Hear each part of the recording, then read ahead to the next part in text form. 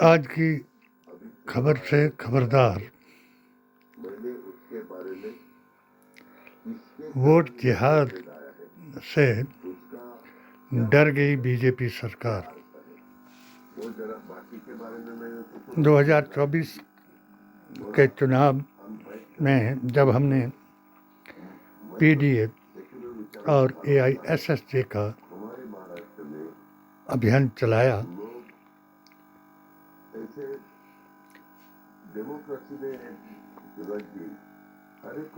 बाबा साहब अम्बेडकर के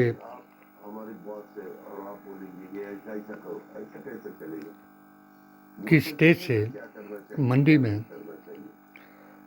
संविधान बचाने की कसम खाई और उन लोगों को हटाने की जिन लोगों ने बांट दिया। आज भाई भाई वो कहा है, वो भी जरा देखना पड़ेगा। 23 नवंबर के बाद जांच पड़ताल कर वोट जिहाद का पोस्टमार्टम करने की बात कहने वाले अजीत पवार को अगर अब भी खतरा बड़ा नहीं लग रहा तो उन्हें वोट जिहाद के एक और पोस्टर बॉय मुफ्ती हारून नदवी की बातें सुन लेनी चाहिए।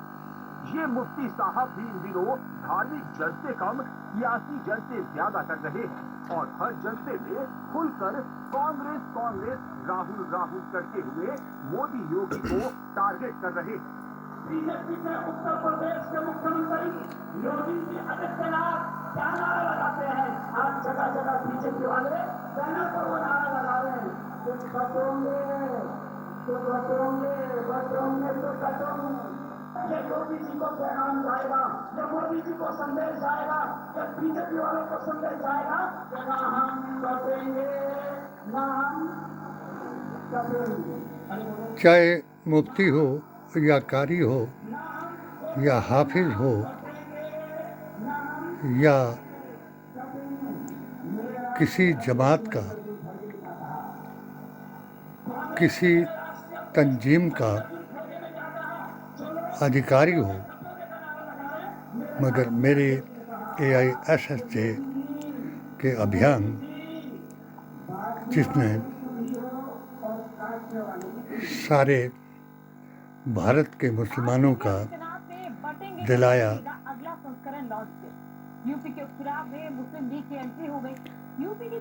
भारतीय संविधान, कुरान और नबी की जुबान की तरफ ध्यान, अब भी हमारी गुजारिश है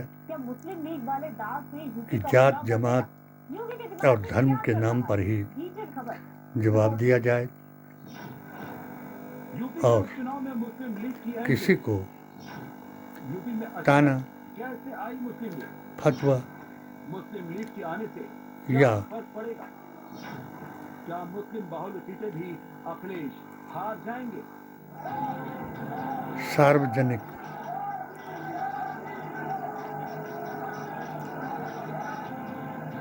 संस्थानों पर या धार्मिक तस्वीरें देखकर और चुनाव का रुझान कोई भी समझ सकता है। मुस्लिम बाहुल्य इलाके में भीड़ इतनी है कि पैर रखने की जगह नहीं है। समाजवादी पार्टी धार्मिक स्थलों लहरा रहे हैं और छतों से योगी बाबा पर के काफिले पर ताना जा रहे हैं। इससे अंदाजा या नहीं है इसी का मौका समाजवादी दल 23 नवंबर को रामपुर की गति को प्राप्त होने जा रहा है। अगर मुसलमान हैं यहाँ तक कर बीजेपी के तो और समाजवादी भारतीय संविधान, नबी की बीएसपी ने ब्राह्मण चेहरा उतार कर कुरान और नबी की जुबान से जवाब दें, जैसा कि हमने अपने अकीदे में ये दिखाया। जिन्होंने हिंदुओं को बांटकर और मुसलमानों का वोट एक मुश्त हथिया कर नेहरू गांधी खानदान और मुसलमान को और 16,000 यादव मतलब लव जिहादी, लैंड जिहादी, उग्रवादी, नक्सलवादी, चोर डाकू और आरक्षण को खत्म करने वाला बताया और इनको कांग्रेस का एजेंट बताकर राहुल को बदनाम करने का प्रयास कराया। हमने अगर सब जिहादों को अपने जिम्मे लगा करके एक जिहाद को, जो वोट जिहाद है, उसका तरीका 40 बराबर 40 जमा 20 से बताया, तो अब मोदी जी को, योगी जी को मेरा 7 सूत्रीय पेटिशन का आवेदन अब क्यों याद आया? मुझे उम्मीद है कि हम भारतीय संविधान, कुरान और नबी की जुबान पर इकट्ठे हो जाएंगे और लफ्ज़ जिहाद चलाएंगे और हम अपनी पेटिशन की CBI जांच कराएंगे। अगर जो मुसलमान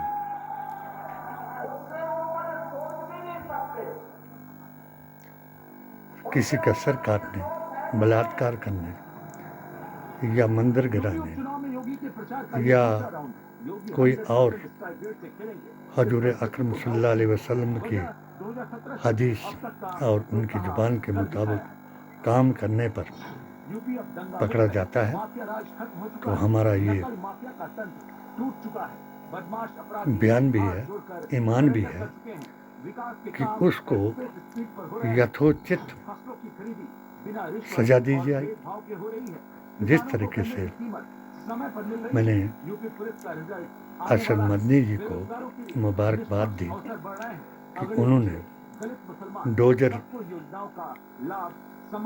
जो नाम, लिबास और जुबान को देख करके चलाया जाता था, उस पर न्यायालय से फतह पाई। इसी तरीके मैंने भी राम मंदिर के पक्ष में बयान दे करके और मोदी जी के 3 तलाक, मुत्ता हलाला, लफ्ज़ जिहाद, धर्म परिवर्तन पर 16 फतवों से उनका समर्थन किया था, मगर उन्होंने मेरी पेटिशन को इसलिए रद्दी की टोकरी में डाला क्योंकि मैं मुसलमान था और इनका गुप्त एजेंडा यही था। पहले कांग्रेस मुक्त भारत का नारा लगाया और अब जो है वो मुस्लिम मुक्त का नारा लगाया है। इंशाल्लाह हर मुसलमान